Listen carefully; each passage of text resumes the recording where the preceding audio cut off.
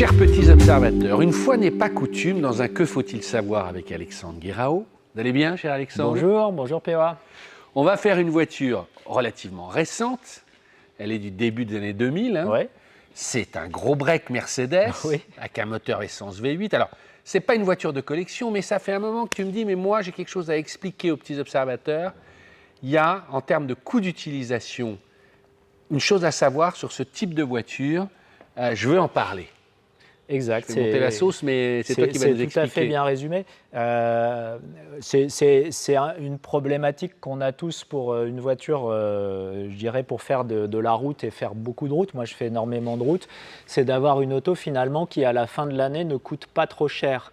Alors, ne coûte pas trop cher, souvent on raisonne juste j'achète la voiture tant, elle consomme tant de litres au 100, je vais la revendre au bout de 4 ans, 5 ans et elle aura perdu un peu de valeur.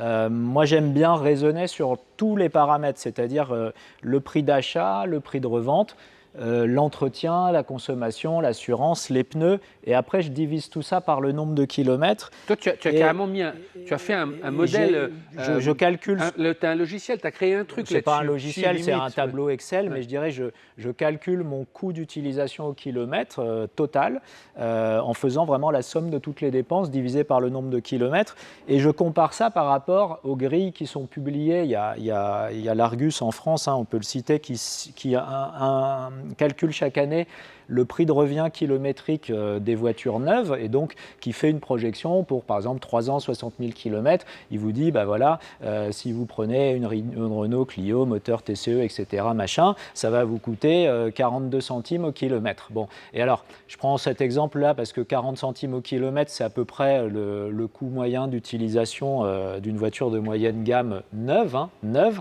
Et je dis, mais quand on prend une voiture d'occasion qui a 25 ans, et qu'on l'achète, donc forcément un prix relativement bas, quand on roule avec tous les jours pendant 3 ans et qu'on fait 60 000 km au bout de 3 ans, quel est son coût d'utilisation réel ? Et j'ai cette expérience sur mes propres voitures de tous les jours, que finalement, sur ces voitures de 20-25 ans, on trouve en général un très bon équilibre, parce que déjà le premier élément, c'est qu'il n'y a plus du tout de perte de valeur. C'est-à-dire qu'en fait, ces voitures-là, sur 2-3 ans, leur prix d'achat ou leur prix de vente est sensiblement en général le même. Alors qu'une voiture neuve, en 3 ans, elle a perdu en général 30 à 40% de sa valeur. Hein. Donc ce qui est très très important, ça veut dire que sur une voiture que j'achète 20 000 euros, j'ai déjà perdu 5 ou 6 000 euros, voire un peu plus. Bon. Après, bien sûr, il y a l'élément entretien, qui est plus important que sur une voiture neuve. C'est vrai que sur une voiture neuve, de 0 à 60 000 km, je vais passer 2 fois en révision constructeur pour faire principalement huile, filtre, contrôle checklist, OBD, etc., mais pas grand-chose. Donc là, j'ai forcément un peu plus d'entretien sur une voiture qui a 20-25 ans, mais mon diviseur étant le nombre de kilomètres, ça n'a pas beaucoup d'importance parce que la grosse masse d'argent que j'ai perdu sur la voiture neuve, je ne la perds plus sur ce type de voiture, en fait, qui ne décote plus. Et si vous faites des kilomètres, ça change beaucoup de choses, en fait. Parce que à la fin, c'est la somme totale de la décote de la voiture, de son essence, de son entretien, de ses pneus, de son assurance, que vous divisez, par exemple, par 60 000 km. Si je n'ai pas perdu déjà 6 ou 7 000 ou 10 000 euros sur la décote de la voiture, c'est de l'argent qui peut être réinvesti dans de l'entretien régulier. Alors, est-ce qu'on peut prendre l'exemple, voilà, sur cette Mercedes, donc elle est de quelle année, c'est quel moteur et combien tu l'as payé? Puisque quand on la voit, pour moi c'est presque une voiture moderne, hein. C'est vrai, c'est fou, elle a déjà 25 ans, j'arrive pas à y croire. Ce qui est extraordinaire, c'est que ça, alors c'est une classe E de la génération 210. Ce sont des voitures qui ont démarré en 95, ça c'est une voiture de 96, c'est-à-dire que cette voiture-là va entrer dans les 30 ans et donc va être éligible à une carte grise collection assez rapidement, hein. On est 2023-2026, bon voilà, donc ça c'est un élément intéressant. C'est des voitures qui ont été produites jusqu'au début des années 2000, on en trouve encore abondamment. Hein, c'est une voiture faite à 1 600 000 exemplaires, la classe E, bon voilà. Sauf que celle-là, c'est la V8 420. Alors celle-là, elle a un petit côté un peu rare, c'est que c'est un moteur peu diffusé, c'est un V8 420, donc c'est vrai qu'il y en a eu peu, hein. Il y en a eu 30 000, essentiellement aux États-Unis, d'ailleurs en berline, très peu en break et très peu en Europe. Donc voilà, mais on peut la trouver, je dirais, dans un 6 cylindres essence, hein, c'est-à-dire une E320 qui est très courante en Europe, c'est aussi une excellente voiture. Et ce que je conseille de choisir, c'est plutôt les essences en fait aujourd'hui que les diesels, parce qu'ils ont une conception finalement qui est plus simple, hein. On n'est pas sur de l'injection directe, on n'est pas sur de la haute pression, etc., comme tout ce qui est CDI, hein, Common Rail Direct Injection chez Mercedes. Donc on est sur une techno, je dirais, assez basique, assez maîtrisée, qui n'appelle pas en vieillissement de problèmes particuliers. Alexandre, je ne vais pas faire garder le suspense. Tu l'as payé combien et à combien de centimes elle te revient au kilomètre? Parce que les gens vont attendre toute la vidéo. On va redétailler après. Mais moi, voilà, une voiture comme ça, je me dis, allez, ça vaut bien 25 000 euros. Alors ça, c'est des voitures aujourd'hui. Voilà. V8, ouais. Non, ça c'est une voiture à 15 000 euros en fait. 15 000 voilà. Ouais, en prix d'achat, voilà. Ouais. D'accord. Voilà. Et alors je précise avec un très petit kilométrage, hein, parce que c'est une voiture, moi quand je l'ai achetée, qui avait 103 000 kilomètres. Et on va me dire, oui, mais c'est pas vrai, etc. Ben, si, parce qu'elle a toutes ses factures depuis le premier jour et tous ses contrôles techniques. Donc, et alors, tu peux vérifier à combien du kilomètre? Et c'est une voiture qui va revenir à peu près 20 centimes du kilomètre sur du long terme. Donc 2 fois moins qu'une voiture moderne. Donc en gros 2 fois moins qu'une voiture de moyenne gamme moderne. C'est-à-dire qu'aujourd'hui, j'achète une 208 ou une Clio à 25 000 euros. Elle me reviendra à 40 centimes allez, à la louche du kilomètre. Ouais. Alors que celle-là en V8, une grosse Mercedes. Bon, là, c'est un break, on va revenir sur le modèle. Alors, pourquoi? Parce que c'est son prix d'achat? Pourquoi? Parce que, bon, déjà, effectivement, moi, je l'achète, j'immobilise que 15 000 euros. Donc, je n'ai pas forcément besoin d'aller prendre un crédit ou autre chose. Parce qu'aujourd'hui, pour 15 000 euros, il n'y a plus beaucoup de voitures neuves, hein, vous le savez. Après, l'autre élément, c'est que cette voiture-là, dans quelques années, se revendra sans doute aussi 15 000 euros. Pas plus, pas moins, mais je veux dire, et même avec plus de kilomètres, parce que il faut les prendre avec peu de kilomètres pour pouvoir en ajouter beaucoup. C'est-à-dire que si elle va demain, elle aura 160, 180 000 kilomètres. Ça n'affectera pas son prix. Ça n'affectera pas son prix du moment qu'elle est très très bien suivie, très très bien entretenue. Donc après, ce qui va me coûter évidemment un peu plus cher qu'une voiture moderne, c'est l'entretien, c'est le suivi de cette voiture, mais qui n'est rien de difficile parce que on est sur des voitures qui sont très très bien conçues au niveau technique, qui n'ont pas de failles particulières. Donc je dirais que c'est presque sans entretien jusqu'à 250 000 km. Mais les seules choses que je vais faire là-dessus, c'est des pièces d'usure. C'est-à-dire, c'est une voiture lourde, donc je vais user du disque de frein peut-être tous les 50-60 000 km à l'avant. Voilà, je vais user assez vite de la plaquette de frein parce que c'est une boîte automatique, il n'y a pas beaucoup de rétrogradage. Là, je suis encore totalement en suspension amortisseur d'origine. La voiture a un rendu qui est très très net sur la route, qui est vraiment bluffant. Attends, Alex, je te coupe. Ça veut dire que là, tu es en train de dire presque ces voitures-là, il n'y a presque rien à regarder avant de l'acheter, puisque tu es en train de dire, ouais, non, mais là, à 100 000, et puis ces trucs-là. Tu vois, à l'inverse de toutes les vidéos qu'on a fait, tu me dis pas, non, mais contrôler les conis ou que sais-je, truc, c'est vraiment là dans le Mercedes comme on fantasme. Si elle a 100, 120 000 km d'origine vérifiable, bien entretenue, avec des factures, etc., presque les yeux fermés. Alors presque, attention à la corrosion. Il y a un gros souci sur cette génération de Mercedes, ces classes-là, les 210, c'est qu'on est sur le début de la peinture à l'eau. Alors c'est pas peint à la gouache, mais en fait c'est la fin des peintures chimiques avec des esters, etc. Donc ce sont des peintures sans solvant. Et il y a eu beaucoup de problèmes chez Mercedes, mais chez d'autres constructeurs aussi, avec des réactions. En fait, il y a des champignons qui se développaient en fait entre la tôle et la peinture, et petit à petit, en fait, ça bouffait, ça créait de la corrosion.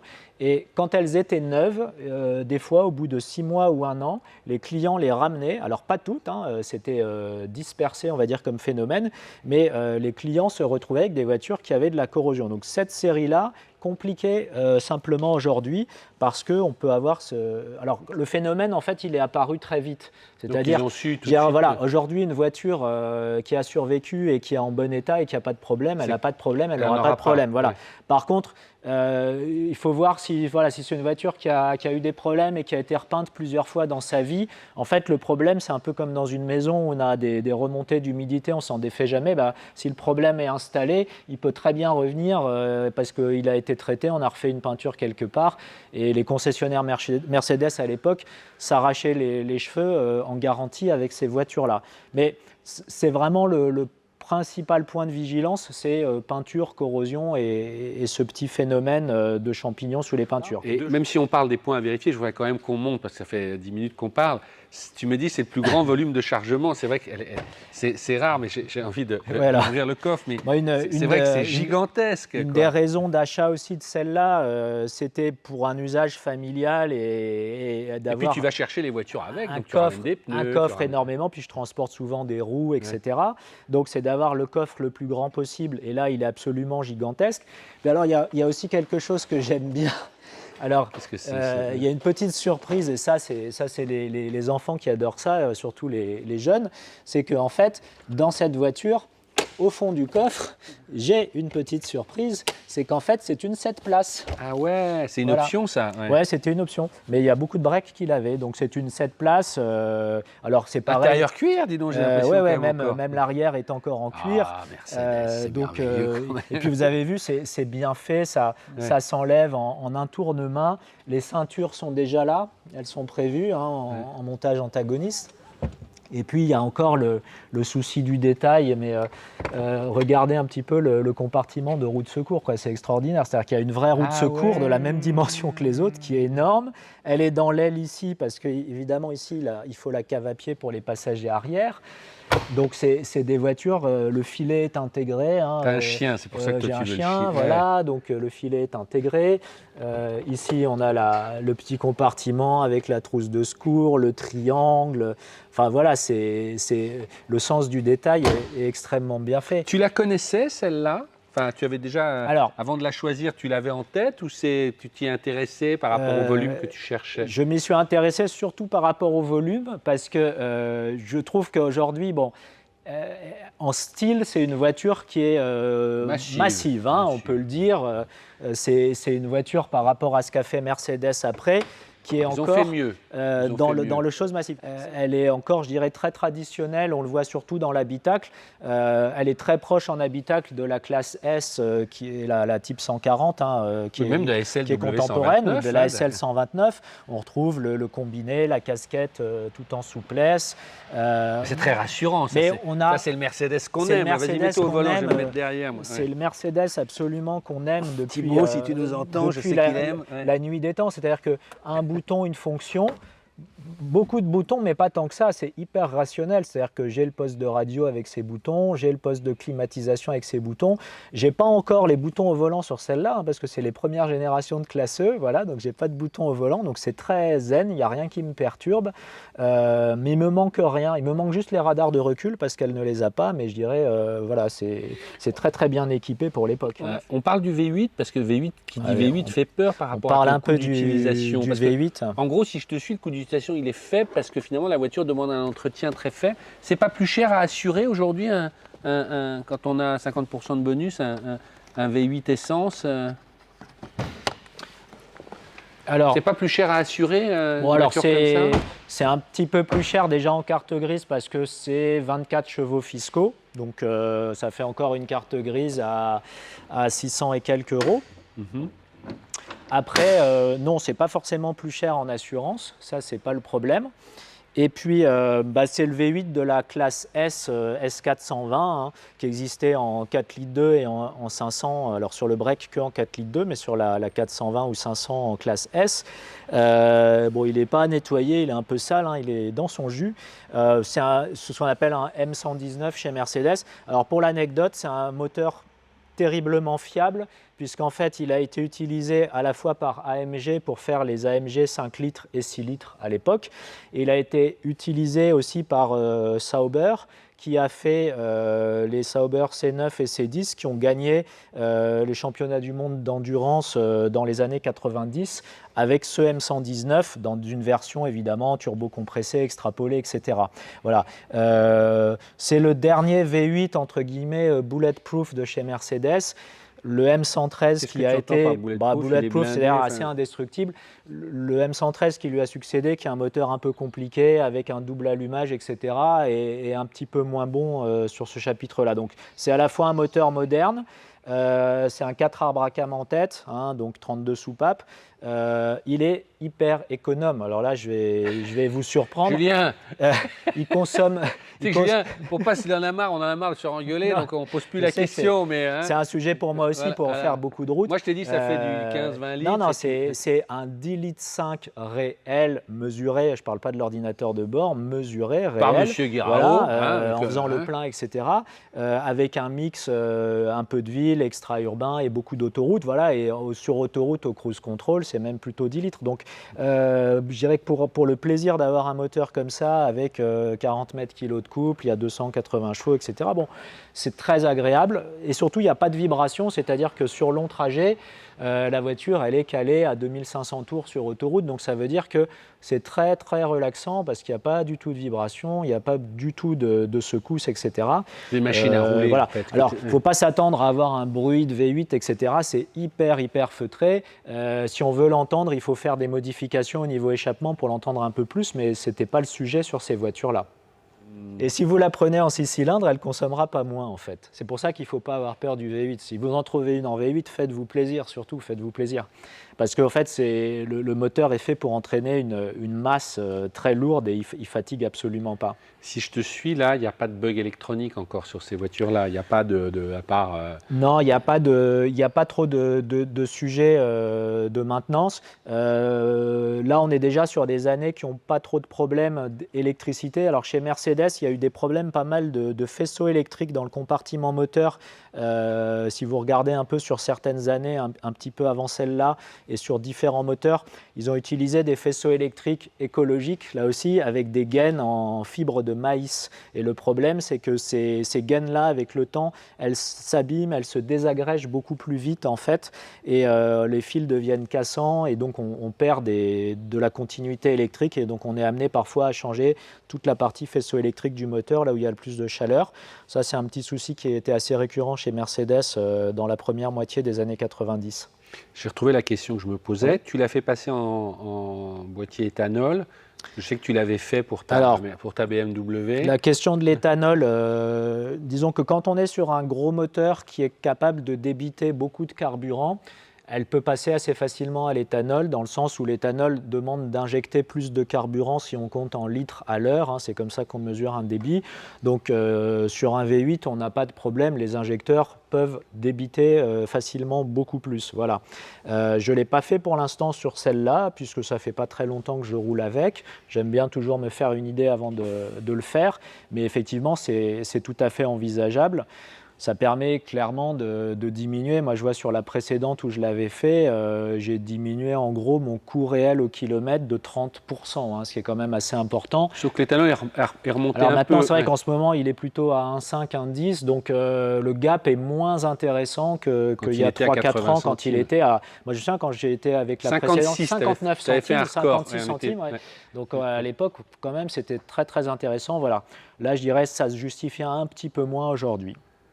Voilà. Est-ce qu'il y a autre chose à voir? Bon, on comprend bien, donc en gros, ces Mercedes de ces générations en essence, si on a un bon historique et voilà, on peut avoir un budget autour de 15. Alors c'est valable, on l'a fait avec une Mercedes, mais je dirais on peut le faire avec un break ou une BM, une Audi, enfin je dirais des... Je vais être très dur si je te dis c'est pas le cas avec une Laguna et alors, si je vais dire, faites-le aussi avec une Xantia par exemple, ça va faire rigoler tout le monde, mais par exemple une Xantia qui est une très très bonne voiture française, aussi bien faite qu'une Mercedes d'ailleurs, si ce n'est mieux peut-être. Tu déconnes. Non, franchement, c'était un bench, la Xantia à l'époque. Une Xantia aujourd'hui avec 100 000 km, super bien entretenue, je veux dire, c'est bien moins que 10 000 euros. Et ça va être une voiture fabuleuse aussi. C'est dur à vendre à sa femme, ce que je disais. Alors, c'est dur à vendre à sa femme, oui, voilà, c'est ça. Voilà, mais c'est peut-être le meilleur exemple en qualité dans les voitures françaises de cette époque-là, c'est-à-dire milieu des années 90, la Xantia, voilà, en compact, la Xara aussi qui a été extraordinaire chez Citroën. Vous pouvez y aller, je dirais, assez bien les yeux fermés sur une voiture bien entretenue. Mais ce que tu es en train de dire, c'est que finalement ton histoire de coût, parce que là tu n'as pas détaillé, tu me dis finalement on l'achète pas cher et comme elle est très fiable, on ne perd pas, voilà. Et même si l'entretien est un peu cher, c'est la même histoire sur la Xantia. Tu penses que le coût au kilomètre serait aussi, parce que je ne sais pas combien, une belle Xantia, je ne sais pas quels y avaient les moteurs, mais en 2 litres, ça vaut quoi? Ça vaut 4-5 000 euros. Ouais. Hein. Oui, oui. On peut trouver ça pour 4-5 000 euros. Et puis, il y aura un petit peu plus peut-être de coûts si on doit remettre à niveau de l'hydraulique. Parce que bon, c'est vrai qu'on a tous circuit hydraulique haute pression. Dès que ça commence à fuir quelque part, on a, par rapport à une voiture qui est traditionnelle, on a des coûts supplémentaires. Mais bon, niveau moteur, tout ça, c'est hyper fiable. La carrosserie est très solide. Les intérieurs vieillissent très bien. Donc, je dirais c'est une voiture qui peut s'y prêter bien. On avait essayé la nouvelle C4 avec toi, on était venu et on avait comparé avec une Xantia d'un de tes clients qui était là. C'est vrai. Et voilà, tu nous avais presque vendu la Xantia. En voiture française, une Peugeot 607 qui est une super routière aussi, qui n'est pas très cotée aujourd'hui, peut faire aussi très bien le job, je dirais, sur une voiture du quotidien et une grosse rouleuse. En V6 essence. Voilà, en V6 essence, mais bon, même si ce n'est pas en V6 essence, voilà, ça peut être une idée. Ouais, mais tu dis quand même laisser tomber les diesels, curieusement. Bah, voilà, les diesels. Tu vas dans la tendance les diesels un peu plus risqués parce que tout ce qui est génération HDI, CDI, etc., c'est des diesels déjà très sophistiqués. C'est-à-dire que ça fonctionne avec une injection de carburant à haute pression. Ça a des systèmes de dépollution qui, en vieillissant, sont coûteux à remplacer. Hein. Tout ce qui est les catalyseurs pour diesel, les filtres à particules, etc., c'est quand même très coûteux quand il faut les remplacer. Donc le coût vraiment de changement des pièces d'usure, c'est-à-dire les pièces qui tiennent 180-200 000 km, va être plus lourd sur un diesel que sur un essence, sur les exemples que je peux donner. D'accord. Et aujourd'hui, je dirais que la différence de prix à la pompe justifie plus trop le diesel. Alors certes, il y a une conso un peu plus basse, c'est vrai, sur un diesel, autonomie un peu plus longue, mais un coût d'entretien un peu plus fort. Donc, et puis le problème des ZFE. Et le problème aussi voilà, des ZFE et tout ça. Après, les diesels de 30 ans pourront passer en collection aussi, c'est vrai. Hein. Ok, on a tout dit. Allez, on a tout dit. C'était un peu spécial, mais voilà, la voiture d'Alexandre, qui l'aurait cru. Donc, on se retrouve pour d'autres sujets. Si toutes ces voitures-là que vous regardez, elles vous font de l'œil, on a fait des vidéos sur chacune d'entre elles. Donc, vous allez, ou alors elles vont arriver, parce que lors de diffusion.